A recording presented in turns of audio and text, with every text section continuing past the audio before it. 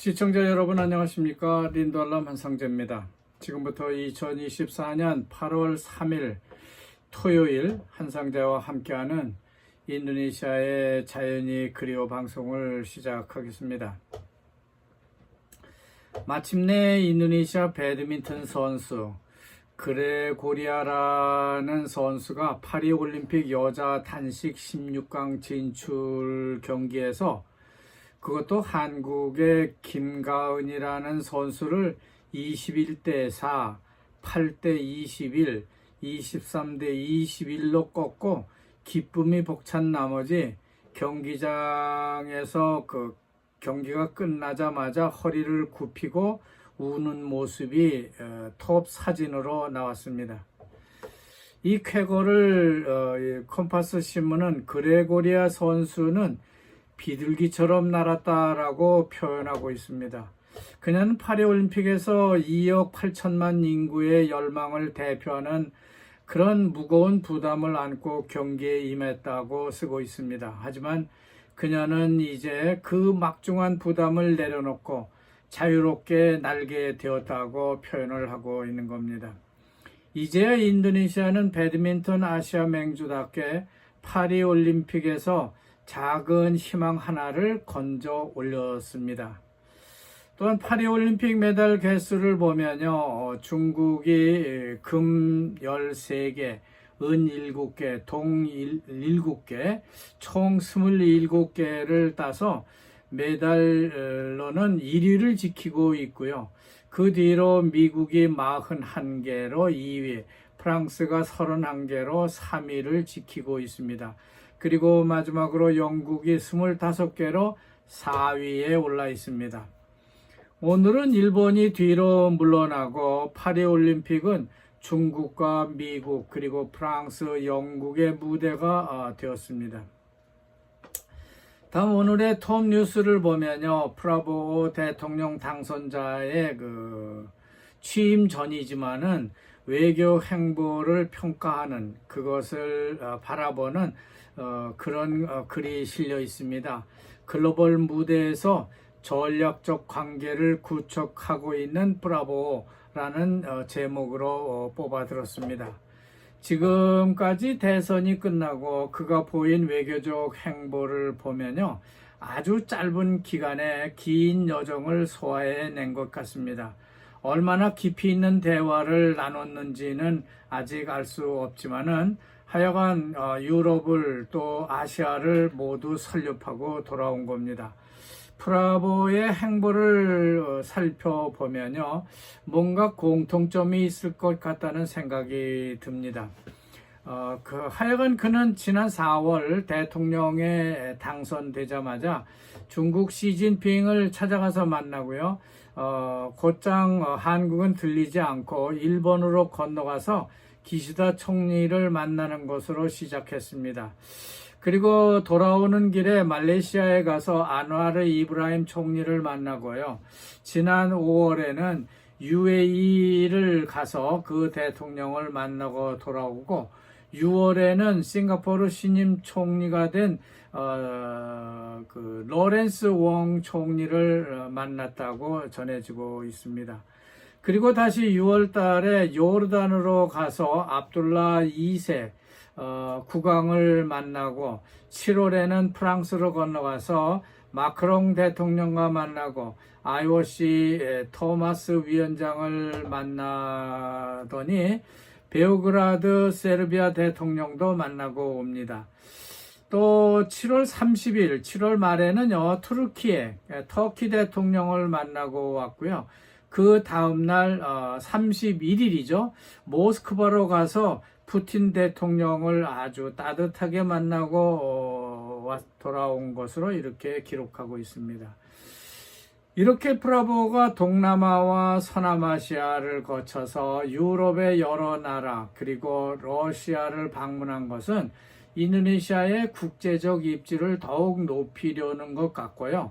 전략적인 외교를 펼치기 위한 그런 기반을 닦는 그런 외교적 기반을 닦는 것이라고 평가를 하고 싶습니다. 하지만 아직까지는 인도네시아 국방장관의 자격일 뿐입니다. 따라서 브라보 대통령 당선자는 지금까지의 행보를 볼 때 실질적인 대통령인 조코위 대통령에게 자기가 다녔던 나라, 거기를 방문했던 나라들의 그 회담 결과를 2시간 동안이나 보고를 했다는 기사가 뜨고 있습니다. 어쨌든 프라보는 마치 대통령처럼 러시아 방문길에서는요, 에너지, 식량, 교육 부분 협력을 하자는 그런 논의를 한 것으로 보도되고 있습니다. 프랑스에서는 마크롱을 만날 때에 아무 배석자도 없이 두 사람만이 만나서 이야기를 나눴다고 하는 기사도 있습니다. 인도네시아와 프랑스 간에 그럴 만한 이슈가 있는지는 알 수 없지만은 프랑스는요, 니켈 같은 인도네시아의 지하자원에 관심을 가지고 접근했을 수도 있을 것이고, 인도네시아 입장에서는요, 전투기 개발 사업을 프랑스에 제안을 하는 그런 기회가 됐다고 생각이 듭니다. 이런 점에서 우리나라 정부의 외교적 노력이 절실하다는 생각이 들고 있습니다. 우리나라와의 그 KF-21 공동개발 문제를 해결을 하고 나서 그때 프랑스의 그 라팔 전투기를 개발을 하든지 해야 할 텐데, KF 전투기를 공동 개발하자고 계약서에 서명은 해놓고 뭔가 다른 계획을 추진하는 것 같아 아주 꿀꿀하다는 생각이 드는 것이죠. 지금이라도 우리나라는 이런 문제를 짚어봐야 할 것이고, 또 그 다음에 다른 계기를 잡지 못하고 있는 인도네시아에 뭔가 우리가 획기적인 제안을 할 필요가 있다는 생각이 듭니다. 기껏해야 윤석열 정부는 ODA 원조로 인도네시아 식량단지 개발 프로젝트를 내밀려고 하는 것 같고, KF-21 문제는 뒷전으로 밀리고 있는 것 같은 생각이 듭니다.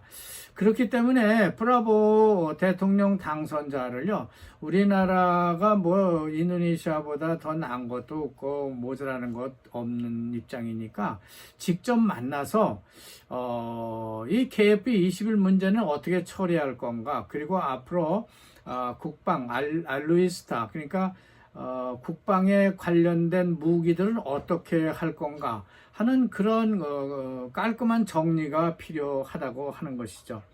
어쨌든 프라보의 그 외교 행보를 보게 되면은 전투기를 비롯한 무기 수입과 무기 공동 개발을 여러 나라에 타진을 하고 다닌 것 같다는 생각이 듭니다. 처음에는 중국에 가서 해봤을 거고요.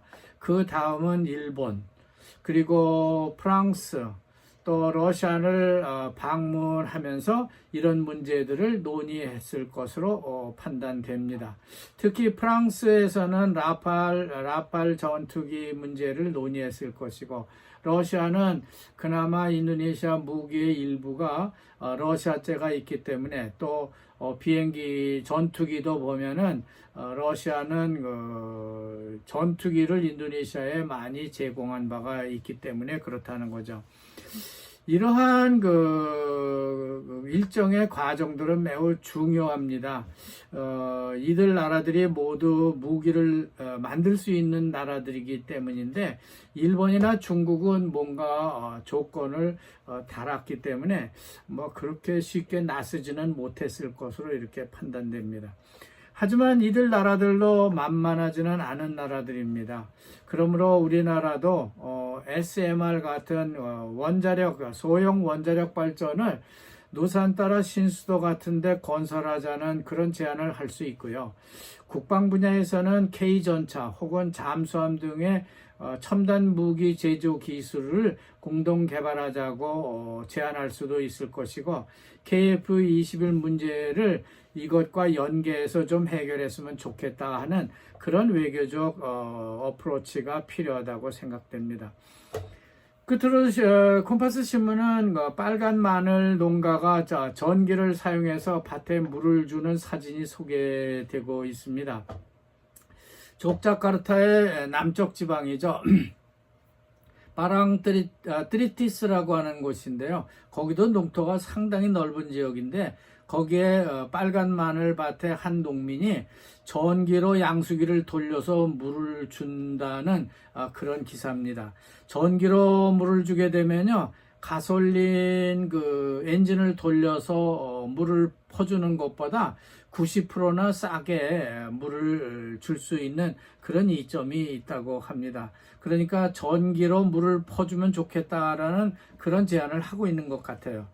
지금 인도네시아 농촌에는 정말 그 물이 부족한 상태입니다. 농업용수는 물론 식수마저 부족한 지역이 많죠. 그렇기 때문에 농업부 장관이 각 농가에 양수기를 보급하겠다고 해서 그런 계획을 실천하고 있는데, 이런 전기, 그러니까 농촌 전기를 끌어다 주는 것은 아주 적절한 정책이 아닐까 하는 생각이 듭니다.